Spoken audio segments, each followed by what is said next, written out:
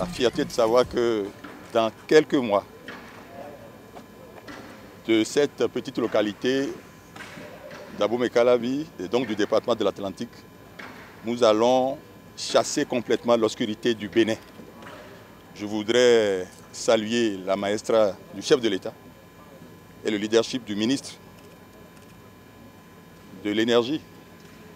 Je crois que vous avez compris que nous avons fini enfin de gérer le Bénin à la petite semaine et que maintenant c'est de la méthode. C'est une bonne organisation et patiemment nous allons vers une grande nation. Je suis fier et je voudrais dire aux populations vraiment encore un peu de patience. Et vous avez vu un peu les retombées sociales. Nous avons près de 1000 Béninois qui travaillent ici. Nous avons des rues pavées bientôt. Nous avons une localité bien éclairée. Nous avons des salles de classe, 24 salles de classe. Je crois que, comme le dit l'autre, silence, le gouvernement du président Talon travaille. Le gouvernement a pris la mesure d'aller par étapes.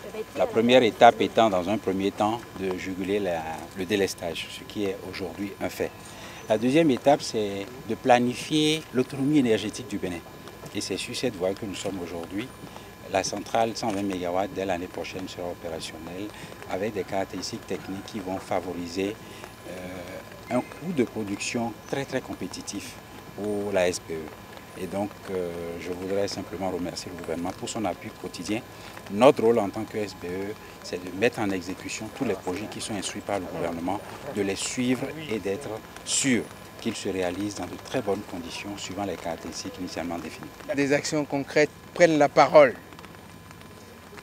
Et je ne peux pas en dire plus. Ce que je vais simplement rajouter, c'est que, compte tenu des exigences du président de la République, donc du gouvernement, la qualité est au rendez-vous, le respect du planning est plus qu'au rendez-vous, puisqu'il y a des chances que nous finissions même avant les délais prévus. Et troisièmement, et ce qui tient vraiment particulièrement au chef de l'État, c'est l'impact sur l'environnement, l'impact socio-économique de cette infrastructure majeure pour notre pays. Et là, je crois que je peux être que satisfait, puisque les exigences dans ce domaine ont été également prises en compte, puisque plus de 1000 Béninois sont sur ce chantier. Plus de 92% des gens qui sont sur ce chantier sont des Béninois. Les entreprises sont béninoises. Et là, je crois que c'est une réussite totale qu'il faut montrer, dont il faut parler et qu'il faut accompagner. Et je compte sur vous pour le faire. Merci.